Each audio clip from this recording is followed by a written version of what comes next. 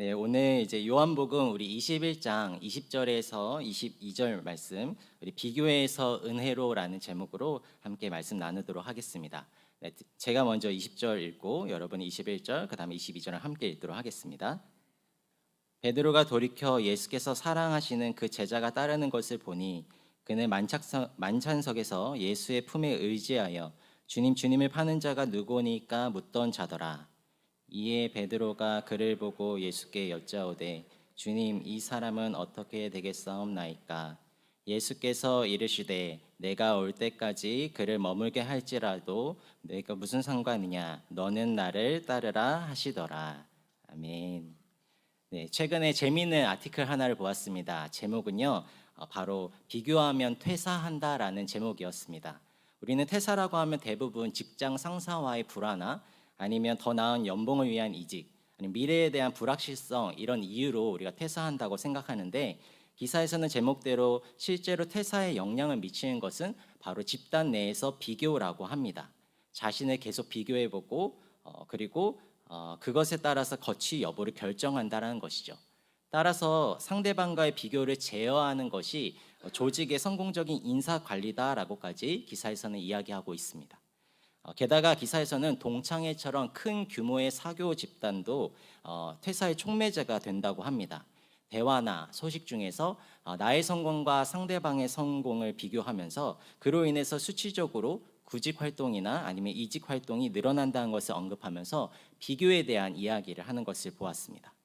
직장뿐만 아니라 우리의 사회 전반에서도 이 비교 의식이 팽배한 것 같습니다. 이제는 많이 들어서 익숙한 단어, 이 벼락거지라는 단어 많이 들어보셨죠? 비교에서 시작됐다고 볼 수 있습니다. 나는 아무것도 하지 않았는데 내 주변 사람이 주식이나 코인이나 아니면 부동산으로 인해서 그들이 벼락부자가 된 게 아니라 아무것도 하지 않은 내가 상대적인 벼락거지가 되었다라는 것을 의미하는 신조어가 아닙니까? 이처럼 아무것도 하지 않아도 우리의 삶에는 비교가 가득하고 또 직간접적으로 비교에 의해서 영향을 받으며 살아가는 것 같습니다. 이러한 비교가 가져다주는 결과는 크게 이 두 가지의 양상을 띠는 것 같습니다. 하나는요, 바로 자기 만족이라고 할 수 있습니다. 비교를 통해서 남들보다 자신의 우월함을 먼저 발견하고 높이 평가하고 그로 인해서 상대방을 오히려 낮춰보는 소위 교만의 모습을 치닫게 되는 것이죠.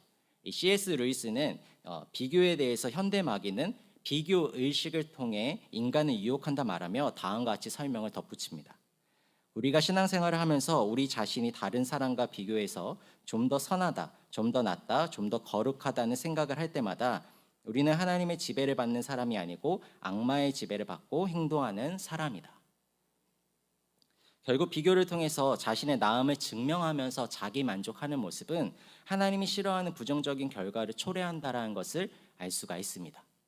두 번째 다른 양상의 결과는요, 바로 열등감입니다. 열등감이 폭발해서 두 가지 측면의 모습이 나타나는데, 하나는 자신에게는 낮은 자존감으로 자신을 비참하게 바라보는 시선을 갖게 되는 것이고, 두 번째는 타인에게 시기와 질투를 갖는 일입니다. 이 두 번째 양상이 우리 주변에서 쉽게 발견할 수 있는 모습이 아닌가 싶습니다. 돌방 묵상을 통해서 보셨겠지만 창세기에 나오는 가인과 아벨 이야기가 이에 해당하지 않을까 싶습니다. 형 가인과 동생 아벨은 하나님께 각각 제물을 드렸는데 아벨 제물만 하나님이 받으시는 거죠. 그러니 비교의 상황에서 가인이 어떻게 하죠? 우리가 잘 아는 말씀 창세기 4장 5절입니다. 가인과 그의 제물은 받지 아니하신지라 가인이 몹시 분하여 안색이 변하니. 자기 반성으로 가는 것이 아니라 상대방을 향한 시기와 질투 그리고 미움으로 변하는 것을 우리가 알 수 있습니다. 그 결론은 어떻게 되죠? 4장 8절입니다. 가인이 아우 아벨에게 말하였다. 우리 들로 나가자. 그들이 들에 있을 때에 가인이 그의 아우 아벨을 쳐 죽였다. 눈앞에 있는 존재를 제거하게 됩니다. 이 비교의 아주 무서운 결론이죠. 그런데 현대 사회와는 다르지 않다라는 것입니다. 우리는 함부로 눈앞의 사람을 제거할 수가 없습니다. 따라서 우리는 어떤 걸 선택하죠? 스스로 떠나는 길을 선택합니다. 회사라는 곳이라면 퇴사인 것이고, 직장이 아니라면 관계 단절이라는 것을 선택하는 것이죠. 저는 중고등부를 사역했고 또 지금 대학생 이 청년들을 맡으면서 걱정되는 부분 한 가지가 있습니다. 그것은 바로 우리 수험생들 중에서 이 비교 의식이 있다라는 것입니다. 고등학생까지는 서로 학교도 다르고 성적도 다르니 비교하지 않고 있다가 대학 입시 후 결과가 나옴에 따라 서로를 바라보는 눈이 달라지는 것입니다. 좀 대학을 잘 가면 교회도 당당히 다닐만 하고, 교회를 또 학교 성적이 만족하지 못하면 자존감이 떨어져서 교회를 피하기도 하고, 심지어 예배도 잘 다니고 수련회까지 참석했는데 성적이 마음에 들지 않는다 하면 어떻게 돼요? 하나님에 대한 신뢰까지 저버리는 이 현장의 모습을 보면서 저는 이 드러나지 않는 비교가 너무 무서운 존재로 여겨졌습니다. 그런데 이 비교는 이 시간이 지나고 중고등부 학생뿐만 아니라 청년이 되고 장년이 돼도 다른 주제를 붙잡고 계속 이어지는 것을 알 수 있습니다. 대학, 취업, 결혼, 승진, 출산 등등. 이처럼 비교 의식은 교회 안팎으로 우리에게 영향을 주고 살아가는데요. 그럼 우리는 이 문제를 어떻게 바라보며 우리에게는 다뤄야 할까요? 오늘 이 본문 말씀을 통해서 우리에 대한 비교에 대한 인식이 달라지고 또 서로를 건강하게 바라보는 시선의 회복으로 은혜를 누리는 귀한 시간이 되기를 소망합니다. 오늘 본문은 요한복음 마지막 부분에 위치해 있습니다. 우리가 잘 아는 예수님을 3번 부인한 베드로에게 다시 3번의 사랑을 고백하게 한 후 사명을 준 내용이 이어진 부분입니다. 베드로가 받은 사명의 내용이 무엇인가요? 우리 요한복음 21장 18절부터 한번 보겠습니다. 내가 진실로 진실로 내게 이르노니 내가 젊어서는 스스로 띠띠고 원하는 곳을 다녔거니와 늙어서는 내 팔을 벌리리니 남이 내게 띠띠우고 원하지 아니하는 곳으로 데려가리라. 이 말씀을 하심은 베드로가 어떠한 죽음으로 하나님께 영광을 돌릴 것을 가르치심이로라. 이 말씀을 하시고 베드로에게 이르시되 나를 따르라 하시니. 18절에 나온 것처럼 그의 사명을 보면 팔을 벌린다라고 표현하고 있습니다. 십자가에서 죽음을 암시하는 것이라고 볼 수 있고요. 띠띠운다라는 것은 타인의 결박에 의해서 끌려다닐 것을 이야기하고 있습니다. 결과적으로는 순교를 할 것을 암시하는 성경 내용이라고 볼 수 있습니다. 이 말씀을 하시고 19절에 예수님은 자신을 따를 것을 요구합니다. 그런데 베드로의 눈에는 다른 한 사람, 바로 사도 요한이 눈에 띄었습니다. 20절부터입니다. 베드로가 돌이켜 예수께서 사랑하시는 그 제자가 따르는 것을 보니 그는 만찬석에서 예수의 품에 의지하여 주님 주님을 파는 자가 누구오니까 묻던 자더라. 이에 베드로가 그를 보고 예수께 여짜오되 주님 이 사람은 어떻게 되겠사옵나이까. 사도 요한은 요한복음에서 자신의 이름을 실제적으로 거론하지 않고요. 직접 거론하기보다는 예수님이 사랑하는 자, 예수님이 사랑하는 제자라는 표현으로 대체합니다. 그래서 지금 베드로가 궁금해하는 대상이 우리는 사도 요한임을 알 수가 있습니다. 근데 왜 베드로는 자신의 순교의 사명을 받는 순간 이 옆에 있는 요한은 어떻게 될지 물어본 것일까요? 성경에는 그 의도가 자세히 언급되어 있지 않지만 우리가 자동 반사적인 이 단순한 궁금증일 수도 있고요. 아니면 예수님께 사랑받는 존재다, 사랑하는 제자다라는 표현이 있으니 그의 미래는 어떻게 될지 의문이 들 수가 있을 것 같습니다. 또 요한은 이제 베드로에게 아주 소중한 동생이었습니다. 같이 변화사 사건이나 아니면 겟세마네 동산의 특별한 사건들을 같이 경험한 존재로서 이 소중한 동생이 이 순교의 삶을 잘 감당할 수 있을까에 대한 걱정과 안타까움에 물어봤을 수도 있다라는 학자들도 있습니다. 그런데요, 이 단순하게 이 상황을 질문을 우리가 풀이해 보면 결국 쟤는요? 라는 질문인 것입니다. 그 질문과 함께 나와 상대방을 비교하게 됐고요. 의도가 어떻든 시선을 타인에게 돌린다는 것입니다. 여기서 우리가 비교에 대해서 생각할 때 가져야 할 자세와 태도를 나누고자 하는데요. 그 첫 번째는 바로 우리가 같은 곳을 바라보는 공동체라는 것을 기억해야 합니다. 여기서 말하는 같은 곳은 어디일까요? 바로 각자가 보고 싶고 각자가 눈길이 가는 곳에 눈길을 두는 것이 아니라 바로 우리가 따라갈 목표이신 예수 그리스도이십니다. 죄는 어떻게 됩니까? 라는 그 질문에 예수님의 대답은 어떻게 했나요? 21장 22절입니다. 예수께서 이르시되 내가 올 때까지 그를 머무게 할지라도 내게 무슨 상관이냐? 너는 나를 따르라 하시더라. 계속 죽지 않고 살아있다 한들 그게 무슨 상관이냐라고 말씀하십니다.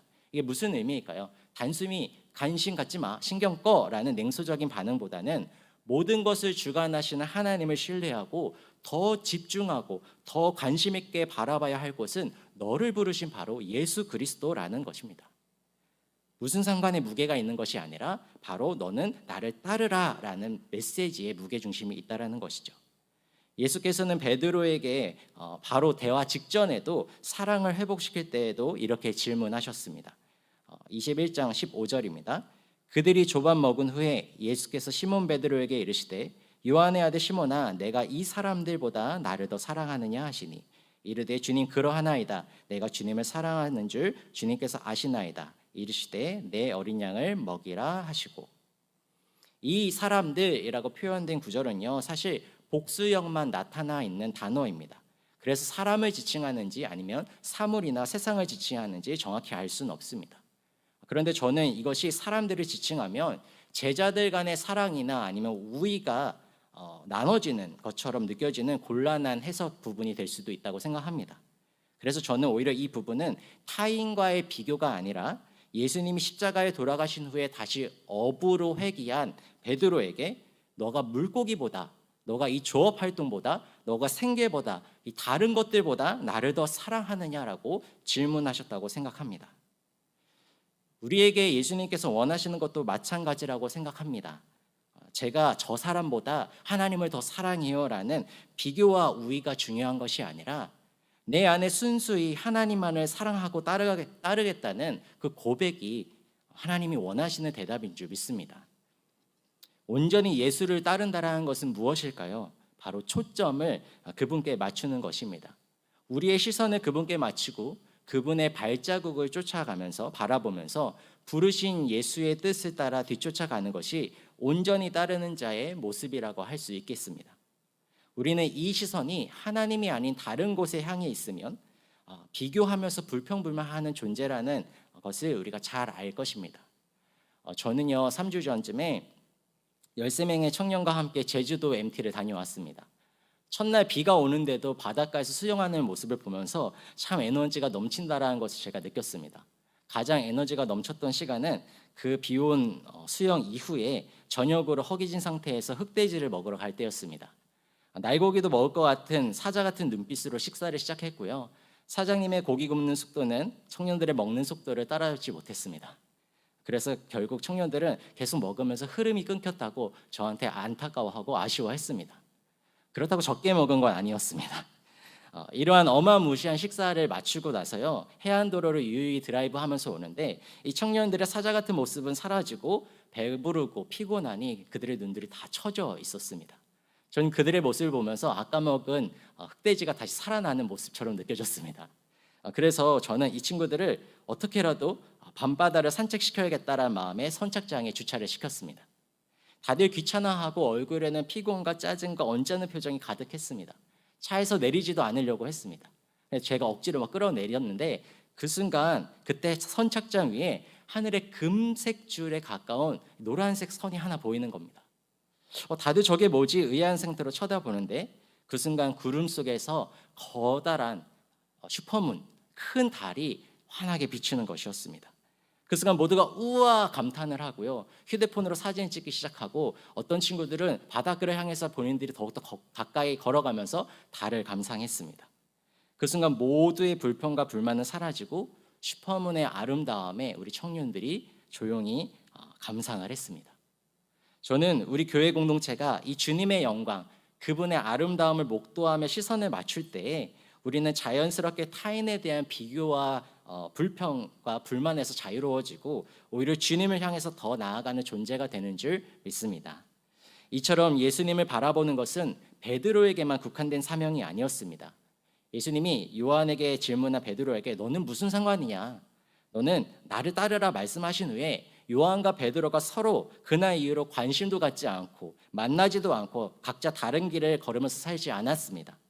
예수님이 승천하신 후에도 그들의 만남은 계속됐고 함께 동역하며 각자의 소명을 이뤄나갔습니다. 성경 구절들을 보시면요. 하나하나 보실 필요는 없지만 요한과 베드로가 변함없이 함께 동역했다는 기록으로 다음과 같은 사도행전 내용들을 보시면 될 것 같습니다. 다양한 말씀들이 있죠. 이처럼요. 베드로뿐만 아니라 요한도 예수 그리스도를 드러내고 하나님의 영광을 나타내는 같은 목표를 가진 존재였습니다. 우리의 신앙 여정은 내가 주인공이 아닌 하나님이 주인공이 되는 것이 우리의 목표와 방향성이 되어야 합니다. 내가 주인공이 되고자 하면 옆 사람이 조금만 부각돼도 당연히 싫지요. 비교 의식이 발생합니다. 그러나 하나님이 드러나고 하나님만이 영광받는 동일한 같은 목표를 가진 것을 우리가 기억한다면 서로 비교할 필요가 없습니다. 베드로에게 사명 주신 목표도 베드로가 어떻게 죽을지에 대한 포커스가 아니라 하나님께 영광을 돌릴 것이 더 중요한 내용이었습니다. 우리 다시 한번 우리 베드로의 사명 구절을 한번 볼까요? 이 말씀을, 이 순교의 말씀을 하심은 베드로가 어떠한 죽음으로 하나님께 영광을 돌릴 것을 가르치심이로라. 이 말씀을 하시고 베드로에게 이르시되 나를 따르라 하시니. 우리의 소명이 갖는 목표와 지향점은 바로 하나님께 영광 돌리는 것임을 알 수가 있습니다. 이것은 다른 존재로 살아간 요한에게도 마찬가지입니다. 요한이 어떤 삶의 목표를 가지고 살았는지 함께 볼까요? 그가 쓴 요한복음의 기록 목적과 또 요한복음의 마지막 성경 기록 구절을 보면 다음과 같이 되어 있습니다. 먼저 기록 목적입니다. 20장 31절인데요. 오직 이것을 기록함은 너희로 하나님께 예수께서 하나님의 아들 그리스도이심을 믿게 하려 함이요 또 너희로 믿고 그 이름을 힘입어 생명을 얻게 하려 함이라. 하나님이 보내신 예수가 그리스도이심을 나타내는 것, 바로 하나님의 영광을 드러내는 게 이 요한복음을 쓴 기록 목적이라고 하고 있습니다. 또 마지막 성경 구절을 보면요, 요한복음 21장 25절인데요. 한번 같이 읽어볼까요? 시작. 예수께서 행하신 일이 이외에도 많으니 이 세상이라도 이 기록된 책을 두기에 부족할 줄 아노라. 그분의 행하신 일을 통해서 결국 누가 드러나는 것? 하나님이 드러나는 것입니다. 기록의 목적은, 기록의 마지막 내용은, 마무리는 모든 것이 하나님을 드러내는데 하나님의 영광에 있다는 것입니다. 결국 베드로나 요한이나 저나 여러분이나 여러분 지금 옆에 앉아 계신 분이나 모두가 예수를 드러내고 그것을 통해 하나님께 영광을 올려드리는 것이 우리의 같은 목적이고 우리가 같이 바라봐야 할 지향점인 줄 믿습니다. 사랑하는 성도님, 우리는 지금 무엇에 초점을 두고 있습니까? 혹시 타인을 계속 지켜보느니라 우리는 불필요한 비교 의식으로 스스로 높아지거나 아니면 열등감에 빠져서 속상해하고 계시지는 않으신가요? 예수님은 우리에게 타인과의 비교가 무슨 상관이냐라고 말씀하십니다. 오히려 우리가 놓치지 말아야 할 것은 바로 영광된 길을 가신 예수님께 눈을 떼지 않는 그 시선 고정인 줄 믿습니다. 예수님께서 자신을 따르라고 하신 것은 그분이 우리 앞에 먼저 가신다라는 것을 의미하지 않을까요? 나를 부르시고 함께 사명의 길을 가고자 바라시는 예수님만을 우리가 바라보면서 온전히 그 뒤를 뒤쫓는 참된 제자의 모습이 되기를 소망합니다. 그리고 옆 사람을 보면서 나와는 상관이 없거나 아니면 비교의 대상이 아니라 같은 목표와 목적을 갖고 함께 나아가는 동역자임을 기억하시기 바랍니다. 자, 두 번째요. 우리 비교에 대해서 생각을 할 때 두 번째로 기억해야 할 자세와 태도는 바로 서로를 바라볼 때 다름을 인정하는 공동체여야 한다는 것을 기억해야 합니다. 본문을 통해서 알다시피 베드로에게 예수님께서는 순교의 길을 걸어가실 것을 말씀하셨습니다. 그러면 요한에게는 어떤 소명을 주셨을까요?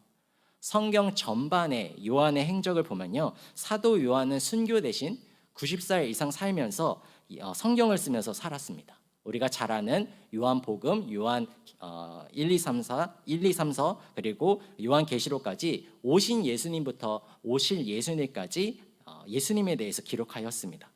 이처럼 예수님과 함께한 12제자일지라도 각각 다른 인생의 길이 있었고요, 하나님께서 맡기시고 부여한 역할과 모습은 다르다라는 것을 우리는 알 수가 있습니다.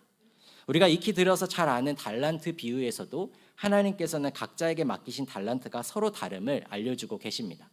마태복음 25장 14절부터입니다.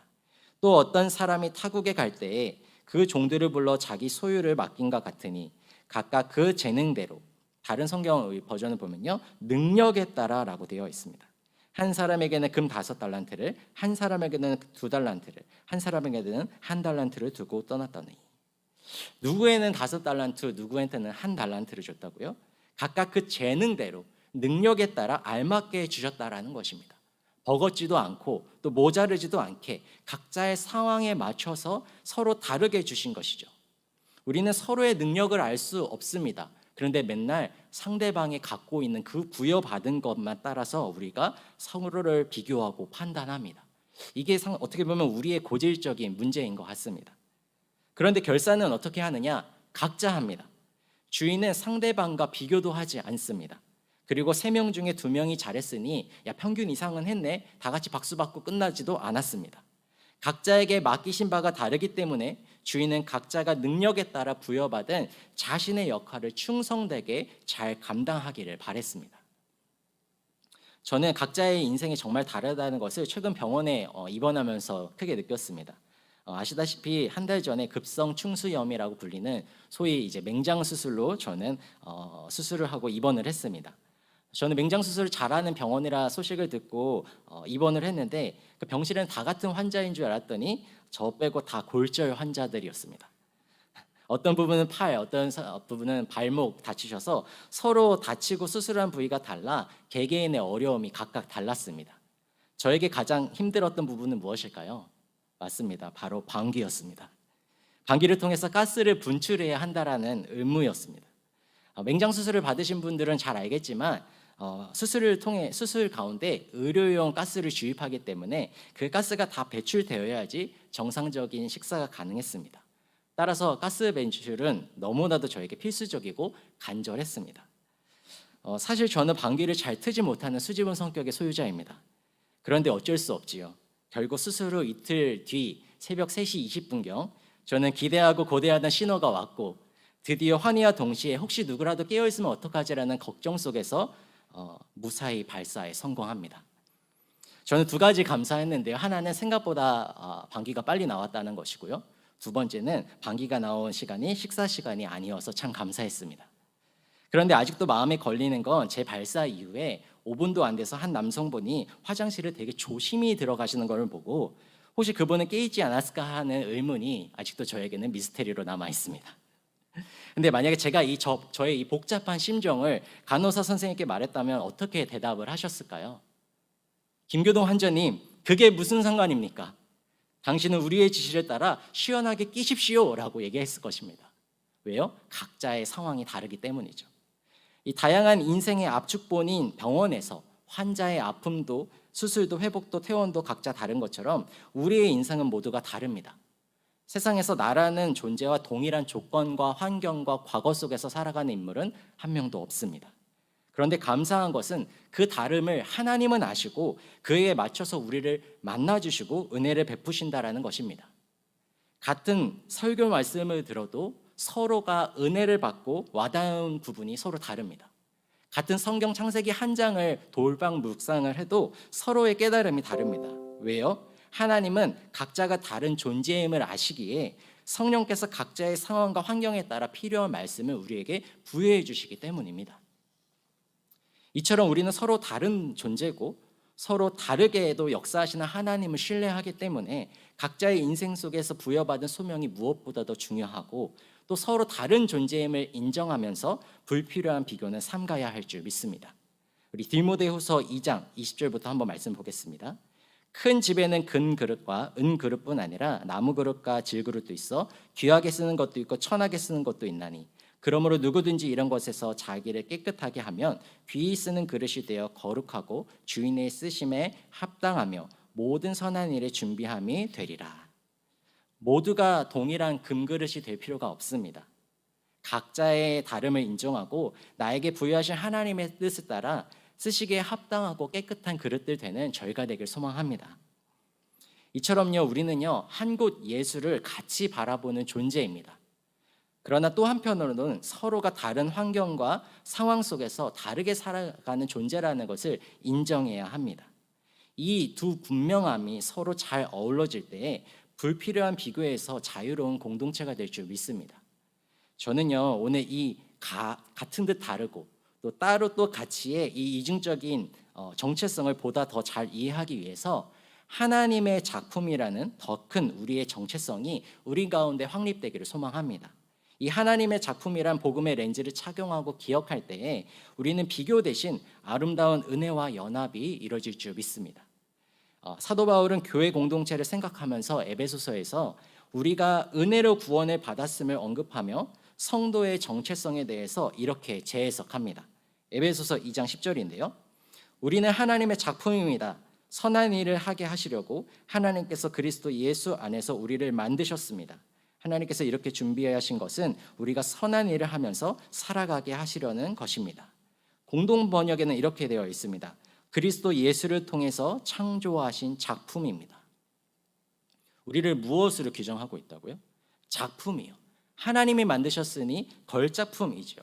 그러면서 이 작품이 어떤 목적으로 살아가기 위함이냐? 바로 선한 일을 하게 하려고 우리를 만드셨다고 합니다. 선한 일이 무엇일까요? 베드로의 말을 빌리자면 베드로전서 2장 12절에 너희가 이방인 중에서 행실을 선하게 가져 너희를 악행한다고 비방하는 자들로 하여금 너희 선한 일을 보고 오시는 날에 하나님께 영광을 돌리게 하려 함이라.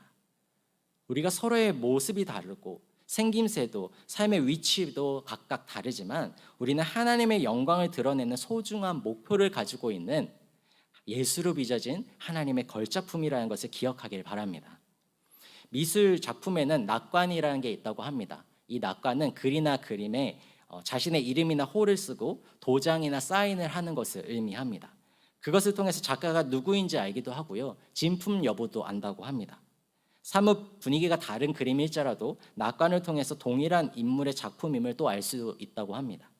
이처럼 성도는요, 서로의 모습은 달라도 예수 그리스도께서 십자가의 죽음과 부활이라는 그 낙관을 우리의 마음속에 새기시고 찍으셔서 완성된 아름다운 작품들인 줄 믿습니다. 그러한 작품들끼리는 서로 비교해서 누가 낫네, 누가 못하네 평가할 필요가 없고요. 서로의 모습을 보면서 작가 대신 예수님만 높이면 되는 줄 믿습니다. 눈썹이 없는 여인으로 유명한 모나리자라는 작품 모두가 아시죠? 우리는 왜 그 그림을 명화로 뽑고 또 박물관에도 전시하는 걸까요? 그것은 눈썹이 있냐 없냐 그림 자체의 완성도보다 작가가 바로 레오나르도 다빈치이기 때문에 이미 작품에 대한 평가는 끝났기 때문 아닐까요? 하나님의 작품이란 이 복음의 렌즈가 우리에게도 동일하게 적용되길 소망합니다. 타인과 비교했을 때 내 모습이 비록 마치 눈썹이 없는 것처럼 결핍도 있고 아쉬움도 가득해 보여도 나 자체도 하나님께서 만드신 고유의 의미가 있는 존재이고 하나님의 소중한 작품임을 기억하면서 나 자신을 먼저 소중히 여기는 저희가 되길 소망합니다. 더불어 다른 사람에게 때때로는 아쉬움이 있죠. 다른 사람을 볼 때 상대가 부족해 보여도 그 존재 또한 하나님의 작품이며 그 자체가 주인공이 아니라 작가 대신 하나님이 주인공임을 기억하면서 믿음으로 상대방을 존귀히 여기는 저희가 되기를 소망합니다. 나와 내 옆사람이 하나님의 동일한 작품이라고 생각이 되면요, 옆사람이 시기와 경쟁의 비교 대상이 아니라 하나님을 바라보게 하는 은혜의 통로가 되는 줄 믿습니다. 그로 인해서 다양한 사람이 내 옆에 있음에 또 감사하게 될 줄 믿습니다. 설교 초반에 언급한 가인과 아벨 경우에서도요, 가인에게 이 하나님의 작품이라는 시선과 인식이 있었다면 아벨은 더 이상 제거의 대상이 아니라 그를 통해서 어떻게 하나님을 더 가까이 나아가고 영광을 올려드리는지를 발견하는 좋은 교훈이 될 줄 믿습니다. 우리의 삶도 마찬가지입니다. 하나님의 작품이란 이 시선의 변화가 타인을 향한 비교와 패배의식이 아니라 타인을 통해서 오히려 하나님을 더 목도하게끔 우리의 인식과 태도를 변화시킬 줄 믿습니다. 사실요, 오늘 이 설교는 이 비교의식으로 패배감에 쩔은 한 사역자의 마음이 고쳐지면서 회복되는 과정을 담은 내용입니다. 우리는 교회 사역자들은 저에게는 너무나도 넘사벽과 같은 존재였습니다. 찬양부터 시작해서 영상, 편집, 디자인, 목양 뭐 하나 너무나도 훌륭히 사역들을 행하시는 모습을 보면서 저는 반대로 저를 봤을 때 아무것도 하지 못하고 제대로 하는 것도 없어 보이는 제 자신이 참 초라하고 늘 위축됐었습니다. 그래서 저도 어느 전도사님처럼 어디서 목소리 훈련 좀 받아서 걸걸한 목소리로 찬양 좀 배워야 되나? 막 이런 고민도 했었고요. 아니면 영상 편집을 배워야 하나? 그러려면 컴퓨터부터 바꿔야 되나? 오만 가지 생각을 하면서 걱정을 했었습니다.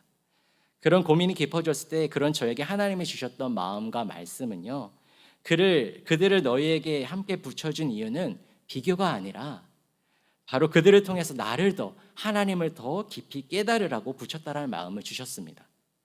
마치 누군가가 슈퍼문을 발견해서 야 다리다 하면서 그 놀라움을 가리켰을 때 모두가 우르르 그 아름다움을 보고 그 감탄한 것처럼요.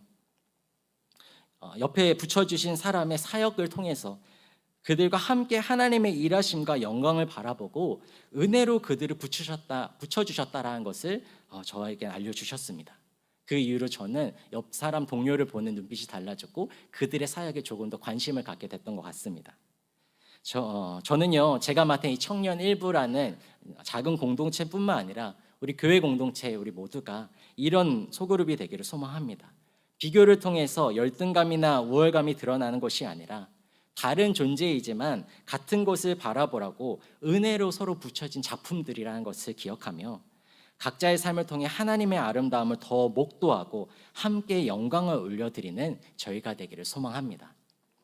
설교를 마무리하면서요, 저는 하나의 재미난 일화를 나누고 마치도록 하겠습니다. 영국의 한 주택가에 어느 한 사람이 자고 일어났더니 백만장자가 되었습니다. 로또나 주식이 대박난 게 아니라 자신의 주택 외벽에 한 그림이 그려졌기 때문입니다. 아니, 자고 일어났는데 하나의 그림, 어떻게 보면 낙서죠.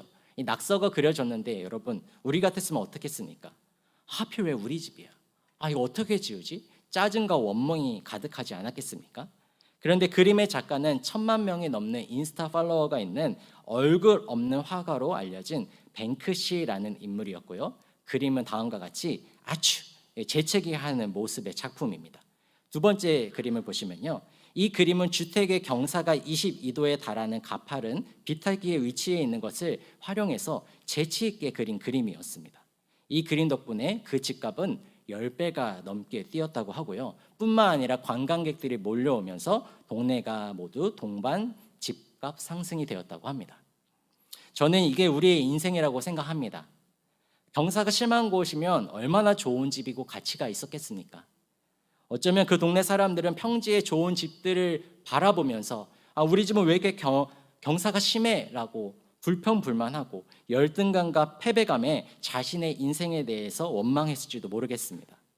그런 우리에게 잘 알지도 못하는 얼굴 없는 화가처럼 하나님께서는 예수 그리스도의 십자가라는 낙관을 우리에게 찍어주셔서 걸작품으로 삼아주신 거 아닙니까? 이 복된 소식이 하나님의 작품이라는 이 인식이 우리 가운데 회복될 때에 우리의 시선은 예수님께 더 향하게 되고 타인을 향한 인식은 비교에서 은혜로 변화될 줄 믿습니다.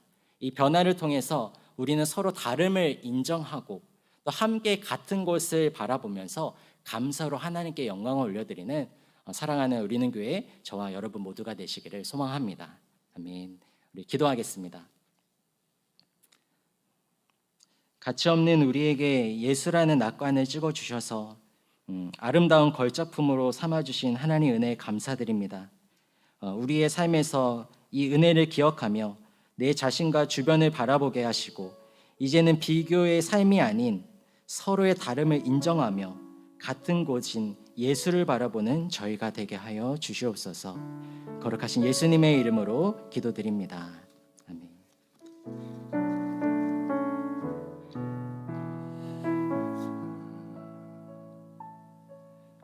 꼭 우리에게 필요한 또 말씀을 주신 것 같습니다.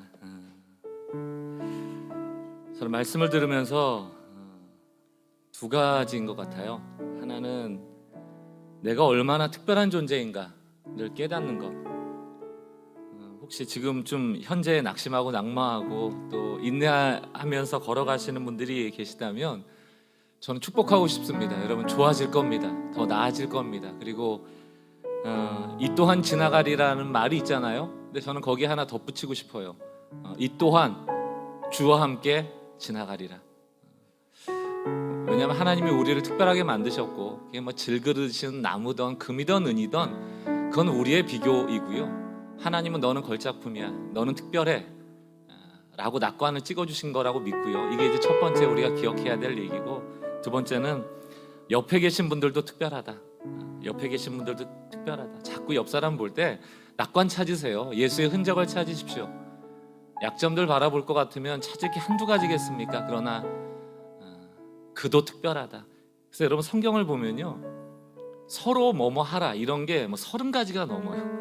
제가 책 지금 이제 보려고 준비해 놓은 책 제목이 31가지의 서로 하라는 책입니다. 거기 제목을 보면 형제 사랑으로 서로 헌신하라, 존경하기를 서로 먼저 하라, 서로 마음을 같이 하라, 서로 비판하지 마라, 서로 받으라, 서로 권하라, 서로 사랑하라, 서로 화목하라, 서로 권면하라, 서로 위하여 기도하라, 서로 격려하라. 왜?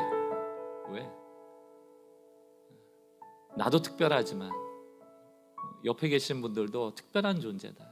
손바닥이 마주쳐야 소리가 나잖아요. 근데 참 이 교회 공동체도 보면 안타까울 때가 참 많은 게 늘 나만 사랑해 주세요, 나만 관심 가져주세요, 내가 세상에서 제일 힘들어요 라고 주장하기 시작하면 이 공동체가 오히려 건강하지 못할 때가 참 많아요.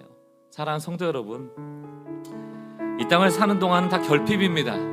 누구 하나 충족되어 살아가는 사람이 없고요, 억만금을 가진 사람도 자살해요. 결핍 때문이거든요. 그러나 우리가 예수의 십자가와 그 부활로 말미암아 특별해진 존재들임을 우리가 깨달아 알고 서로를 향하여 그 예수의 흔적을 찾는 그런 공동체가 되어진다면 이 공동체가 더욱더 귀한 공동체로 세워져 갈 줄 믿습니다. 오늘 이 주신 말씀을 마음에 담고 함께 찬양하며 기도로 나갔으면 좋겠는데요. 하나님의 사랑을 사모하는 자, 하나님의 평안을 바라보는 자, 하나님 사랑의 눈으로 너를 어느 때나 바라보시고 하나님 인자한 귀로서 언제나 너에게 기울이시니 어두움에 밝은 빛을 비춰주시고 너의 작은 신음에도 응답하시니 너는 어느 곳에 있든지 주를 향하고 주만 바라볼지라. 오늘 이 은혜가 우리 가운데 있는 줄 믿습니다. 같이 한번 찬양합시다. 하나님 우리를 사랑하십니다. 하나님의 사랑을 사모하라. 하나님의 하늘 평안을 바라봅니다.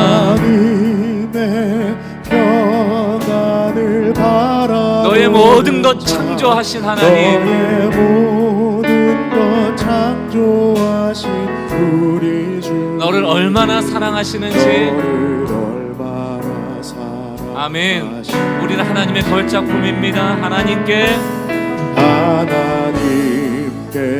사냥과 선포합시다. 하나님은 선하십니다. 하나님의 선하심을 닮아 너의 모든 것 창조하신 하나님, 너의 모든 것 아멘. 창조하신 우리 주님, 우리가 하나님의 자녀입니다. 너를 자녀 아멘. 삼으셨네. 하나님 사랑의 눈으로, 하나님 사랑의 눈으로 너를 어느 때나 바라보시고 하나님 인자한 귀로서 언제나 너에게 기울이시니 어두움에 밝은 빛을 비춰주시고 너의 작은 시름에도 응답하시니 너는 어느 곳에 있든지 주를 주만 향하고 바라볼지라. 주만 바라보고 우리 구명 찬양합시다. 하나님 사랑의 눈으로, 하나님 사랑의 하나님의 걸작품입니다. 눈으로 너를 어느 때나 우리가 서로 사랑하며 바라보시고 서로 예수의 흔적을 찾는 공동체 되게 하여 주옵소서. 하나님 주여. 인자한 귀로서 언제나 너에게 기울이시니 어둠에서도 어두움에 밝은 빛을 비춰주시고 너의 작은 신음에도 응답하시니 너는 어느 곳에 있든지 주를 향하고 주만 바라 이렇게 선포합시다. 어린 양 찬양하리, 어린 양, 어린 양 찬양하리 내 편